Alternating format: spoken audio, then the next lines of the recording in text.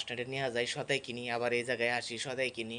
এইভাবে ওরে সদাই খাওয়ায় খাওয়াই আমি বড় করতেছি। যেরকম একটা পাখি পালে ওইভাবে আমি পাখির মতন তারে আদার তুলে তুলে আমি পালতাম।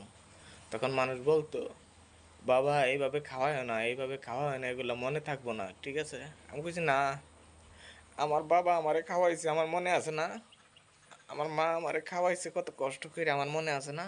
তাইলে আমার ছেলেও আমার নিকে মনে করব, ঠিক আছে? তখন আমি তার এত কষ্ট করে আমি এইভাবে বড় করলাম। বড় করার পর আমি স্কুলে দিলাম। স্কুলে দেওয়ার পর আমার আশেপাশে লোক আছে, আমার ছেলে তখন ক্লাস ওয়ানে গেল। যাওয়ার পরে আমার ছেলে তখন সাইড পাইছে, ঠিক আছে? রোল হয়েছে সাইড হওয়ার পরে আমার বাড়ির মধ্যে আবার আরেকটা ভাইস্তা আছে, সে এক পাইছে। ওইলে পরে অনেকজনে অনেক কথাই কইতাছে, সে লেখাপড়া করে না, এই সেই আবার হ্যাঁ নানান কিছু কইতাছে, আমি জায়গায় মনে কিছু নিতাছি না। পরে আস্তে আস্তে আল্লাহরে কইলাম, আল্লাহ তুমি আমার পোলাটারে মানুষ করো। তা আল্লাহ আমার কথা এমনভাবে শুনলো, আমার ছেলে ওই একবারই সাইড হয়েছিল, তারপরে আমার ছেলের রোল সবসময় এক হয়ে গেছে, ঠিক আছে? ক্লাস 9 পর্যন্ত গেছে, শুধু একই হয়েছে, ঠিক আছে? ফার্স্ট ডিভিশনে পাস হয়ে গেছে। আচ্ছা, হওয়ার পর আমার পোলার জেল নাকছে 5টে, আমি 6টে দিছি, আমি কষ্ট করাই নাই, ঠিক আছে? কষ্ট করাই নাই। আমি কত কষ্ট কইরা, দুঃখ কষ্ট কইরা বাড়িতে থাকছি, কারণ এইভাবে তো আমার পোলারে মানুষ করতে পারবো না। পরে আমি বিদেশে পানি জবাবা নিয়ে বিদেশে পা দিলাম। দেওয়ার পরে কি করলাম, যে বিদেশে যাই, শুয়ে থেকে এসব করলাম, মাসে তো 20,000 টাকা ইনকাম করতে পারবো। এনে তো মাসে 2,000 3,000 করতে পারি না, রিক্সা চালাইয়া 2টি জমাইতে পারি না। তাহলে মাসে তো 20,000 টাকা করে কামাইতে পারবো না। তাহলে 20,000 টাকা যদি কামাই, তাহলে এতদিন আমি ঋণ শুধামো, এইভাবে আমার কিছু টাকা আয় হইব, ঠিক আছে? এটা দীর্ঘ করে আমি মালয়েশিয়াতে আইলাম। তখন আমি বিদেশে আইলাম, তখন 3.5 লাখ টাকা, 4,20,000 টাকা মতো খরচ হয়ে আমি আইসি। 3.5 লাখ টাকা দালালে দিছি, দিয়ে বিদেশে আইলাম, আমার পোলা মানুষ করতে হইব। আমি সেই ছোট্ট পোলা রাইখে আইছি, ঠিক আছে? আজ পর্যন্ত আমি তার একটা ধমক দিই নাই, একটা চর দিই নাই, একটা থাবড় দিই নাই, আর আমি ভালোভাবে শাসন করি নাই, শুধু আদরই দিছি। তখন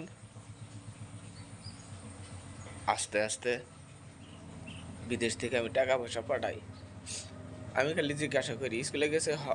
এটা করছে? হ। তুমি তারে অবাক করো, অবাক করো, এগুলোই বলি আমার বউরে, ঠিক আছে? ওরা কষ্ট দিও না, আর এটা হয়েছে, তুমি তাড়াতাড়ি ওষুধ এনে দাও, টেয়ার না থাকে আরেকজনের কাছে সুবিধা করে নিও, নানান কিছু করে তাও কষ্ট দিও না। তো এইভাবে তারে আমি মানুষ করতেছি। করতে করতে আমি যখন যাবো, ছুটিতে যাবো কিছুদিন পর, তখন সে ক্লাস 9-এ গেল আর কি।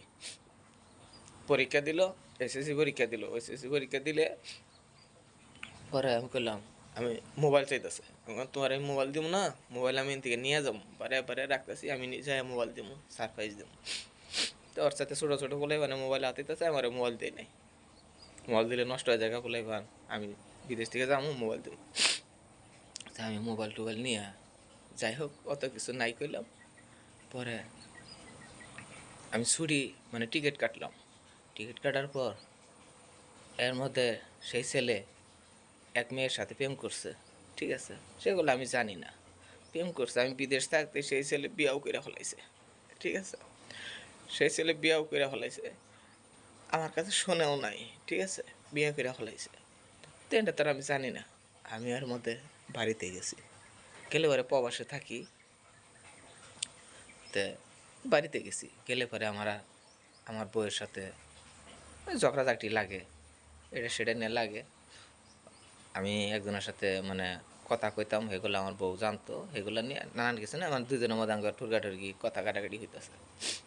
হলে পরে কী করলো, আমার আম গাছতলা, ঠিক আছে, আমার ছেলে আইসা আমার এই জায়গায় একটা ঘুষি দিছে, এই জায়গায় আমার একটা ঘুষি দিছে, ঠিক আছে?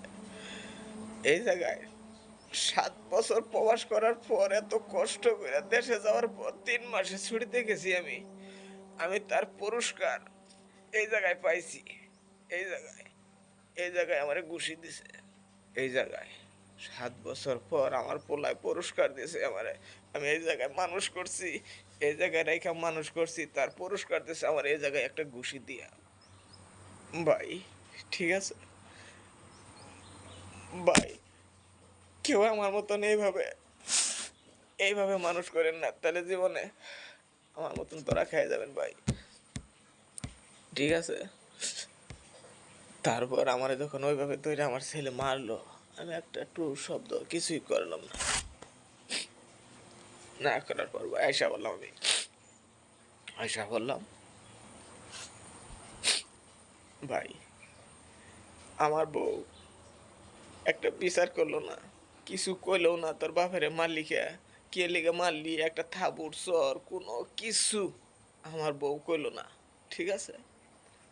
আমি মনের দুঃখ নিয়ে আবার প্রবাসে আইসা পড়ছি ভাই, ঠিক আছে। জীবনে যাই কিছু করেন ভাই, নিজের সম্বল কোনোদিন হারায়েন না, তাহলে আমার মতন আপনার ওই তৈব ভাই।